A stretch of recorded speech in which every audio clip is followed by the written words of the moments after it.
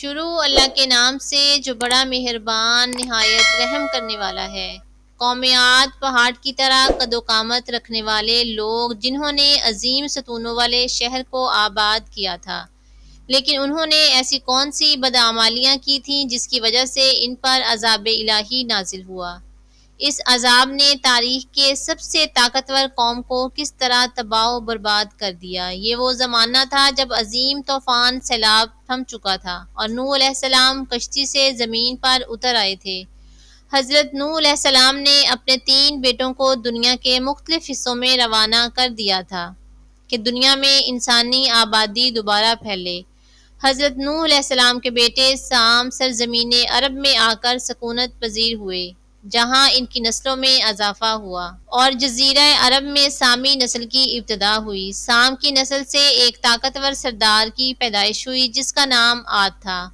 عاد اپنی اولادوں کے ساتھ جنوبی عرب کے علاقوں میں جا بسا۔ اس علاقے کو صحرائے احقاف کہتے تھے، جہاں ریت کے بلند اور بڑے بڑے ٹیلے تھے۔ اپنی اولادوں کے ساتھ یہاں آ کر آباد ہو گئے۔ یہاں اس کی اولادوں میں 13 قبیلے آباد ہوئے۔ یہ لوگ قوم عاد کہلائے، جنہوں نے یہاں طاقتور حکومت کی بنیاد رکھی اور تقریباً 1500 برسوں تک یہاں آباد رہے۔ انہوں نے اس بنجر صحرا کو اپنے زور بازو اور محنت و مشقت سے سرسبز بنا لیا اور یہاں خوبصورت بستیاں بسائیں۔ قوم عاد دنیا کے سب سے لمبے اور طاقتور لوگ تھے۔ ان کی طاقت کے متعلق کہا جاتا ہے کہ وہ ایک ہاتھ سے ہی درخت کی جڑوں کو اکھاڑ دیتے تھے۔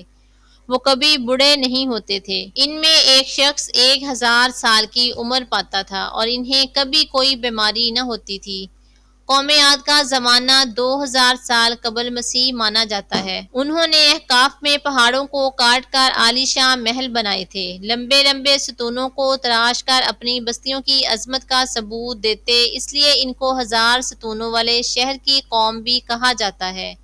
قوم عاد کھجور کے باغات کے مالک تھے اور کھیتی باڑی کرنے والے تھے اور چٹانیں کاٹ کر بڑی بڑی نہریں جاری کی تھیں۔ اس قوم کو اگر اس دور کا سپر پاور کہا جائے تو یہ غلط نہ ہوگا۔ قرطبی کی روایت کے مطابق حضرت ابن عباس کا بیان ہے کہ قوم عاد کے لمبے قد والے آدمی 500 ذراع کا ہوتا تھا اور ان میں سب سے چھوٹے قد کا آدمی 300 ذراع کا ہوتا تھا۔ ان تمام نعمتوں اور رحمتوں کے باوجود قوم عاد اللہ کی نافرمان ثابت ہوئی اور دنیا کی مال و دولت اور طاقت و قوت نے انہیں سرکش بنا دیا۔ لہٰذا طوفان نوح کے بعد قوم عاد ہی وہ قوم تھی جو سب سے پہلے کفر و شرک میں مبتلا ہو کر بتوں کی پوجا کرتی تھی۔ ان کے 3 مخصوص بت تھے جن کے نام حمود، حب اور سمد تھے، جن کی وہ پوجا کیا کرتے اور ان سے مرادیں مانگتے تھے۔ شرک کے ساتھ بہت جلد ہی یہ لوگ جہالت، گمراہی، بے حیائی، زنا اور فساد میں پڑ گئے اور بدعمالیوں کی تمام حد کو پار کر دیا۔ لہٰذا اللہ نے قوم عاد میں سے ہی ایک نیک اور صالحہ بندے جن کا نام ہود علیہ السلام تھا، انہیں نبوت عطا کی تاکہ اس بھٹکی ہوئی قوم کی اصلاح کی جا سکے۔ ہود علیہ السلام نے اہل عاد کو اللہ کی عبادت کی دعوت دی اور انہیں شرک سے توبہ کرنے کی تلقین کی۔ حضرت ہود مسلسل 50 سالوں تک اپنی قوم کو دین حق کی واضح و نصیحت فرماتے رہے۔ قوم عاد کے 2 قبائل جن کا نام کلمان اور خلجان تھا، ان کے پاس قوم عاد کی سرداری تھی۔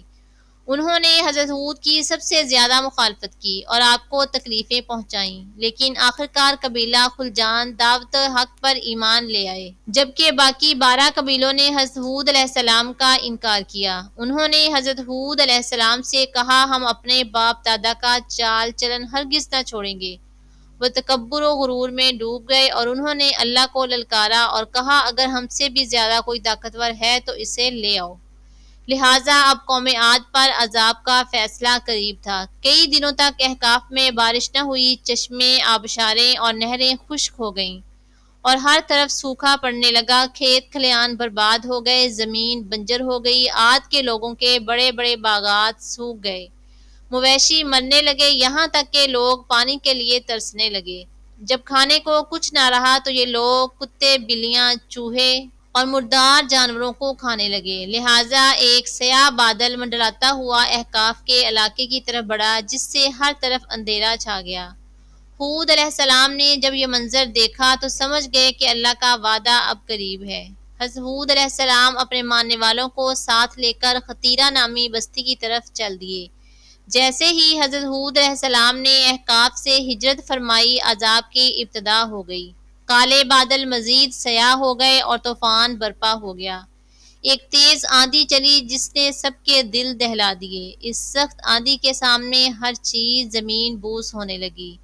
ہوا کے جھونکوں سے قوم عاد کے عظیم ستون گرنے لگے اور ان کے بڑے بڑے محلات اور گھر اڑا کر رکھ دیے گئے۔ 60 ہاتھ کے قد کے افراد تنکے کی طرح ہوا میں اڑ رہے تھے۔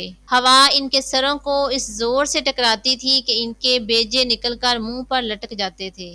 آندھی کا یہ عذاب اتنا سخت تھا کہ ہوا آگ کے بگولوں کی طرح گھروں میں گھس گئی اور ان کو اٹھا کر باہر پھینک دیا۔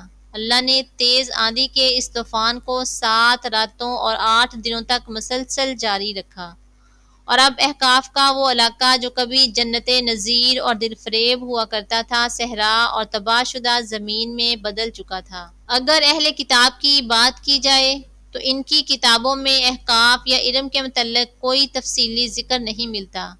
البتہ عہد نامہ قدیم نے نفیلیم نامی مخلوق کا ذکر ملتا ہے، جس کا ترجمہ اہل کتاب کے علماء کے مطابق انتہائی اونچے قد کے لوگ ہیں، لہٰذا عین ممکن ہے جس نفیلیم کا ذکر کیا گیا ہے وہ قوم عاد ہی ہو۔ بہرحال قوم عاد کا وہ علاقہ اس طرح تباہ و برباد ہوا تھا کہ پھر ہزاروں سال تک تاریخ کے صفحوں سے عاد اور ان کے علاقے کا نام ہی مٹ گیا، اور لوگ انہیں صرف ایک متھ یا عربی لوک کہانی سمجھنے لگے۔ لیکن ہزاروں سالوں بعد قرآن مجید میں قوم عاد اور احقاف کی تاریخ کو دہرایا گیا تاکہ لوگ اس قوم کی حقیقت کو یاد رکھیں، اور موجودہ دور کی بات کی جائے تو احقاف کا وہ علاقہ آج یمن اور عمان کے علاقوں میں 2.5 لاکھ اسکوائر میل پر پھیلا ہے، جہاں آج ریت کے سنسان ٹیلوں اور وحشت و ویرانی کے سوا کچھ بھی نہیں ہے۔ اس علاقے کی وحشت کی وجہ سے عرب اسے حضرہ موت کہتے ہیں۔ مقامی بدوؤں سے لے کر سیاح اور مسافر تک کو بھی اس ریتلے ریگستان کے قریب جانا پسند نہیں۔ سال 1930 میں ایک برٹش برٹن تھامس نے یہ ارادہ کیا تھا کہ وہ حضرہ موت یا احقاف کے اس علاقے کو پار کرنے والا دنیا کا پہلا شخص بنے گا۔ لہٰذا تھامس نے مقامی بدوؤں کو ساتھ لے کر اونٹ کے ذریعہ اس علاقے کا سفر کیا تھا۔ تھامس نے لکھا ہے کہ اس سفر کے دوران حضرہ موت کے ایک علاقے سے گزرتے ہوئے اس نے ایک کھنڈر نما عمارت دیکھی، لہٰذا بدوؤں سے پوچھنے پر اسے پتہ چلا کہ کسی زمانے میں اس جگہ ارم نامی ایک شہر ہوا کرتا تھا جس پر عذاب الہی آیا تھا۔ اگلے 35 سالوں تک ان علاقوں میں تحقیق جاری رہی۔ اس تحقیقی ٹیم کے ایک شخص جس کا نام نکولاس کلپ تھا، اسے یہ یقین تھا کہ ان علاقوں میں کوئی گمشدہ شہر ضرور چھپا ہے۔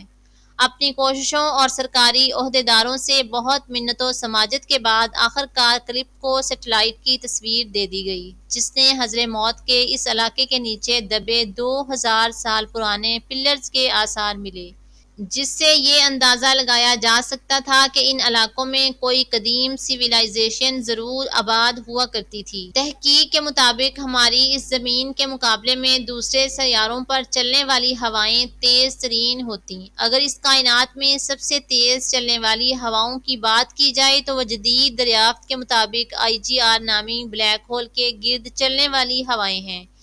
یہ ہوائیں 3 کروڑ 20 لاکھ کلومیٹر فی گھنٹہ کی رفتار سے چل رہی ہیں، جو روشنی کی رفتار کا تقریباً 3% حصہ ہے۔ اس رفتار سے چلنے والی ہواؤں میں شاید انسان کے خون کے خلیے تک بکھر جائیں۔ ہوا کی اس فورس سے یہ اندازہ لگایا جا سکتا ہے کہ قوم عاد پر آنے والا وہ طوفان کس قدر سخت اور دل دہلا دینے والا تھا۔ استغفر اللہ۔